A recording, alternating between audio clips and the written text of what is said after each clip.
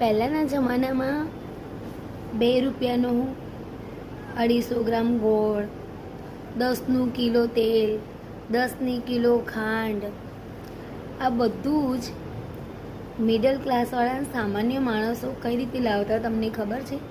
કોઈના ઘરમાં 1 મહિનાનું સામટું સીધું ભરેલું હોય જ નહીં, જેમ પતે એમ લાવવાનું.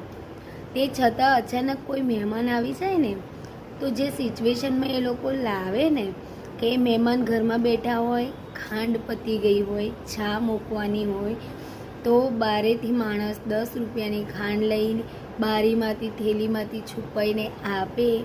અત્યારે તો ચા બને. આવો સમય હતો પહેલાંનો. તો પણ બધા મોજમાં અને મસ્તીમાં શાંતિથી રહેતા.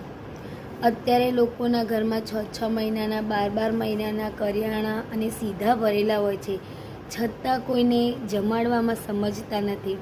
કોઈ મહેમાન આવવાનું થાય તે ચાલો હોટલમાં લઈ જાય, પણ ઘરે જમવાની બનાવવાની કોઈની તાકાત નથી હોતી.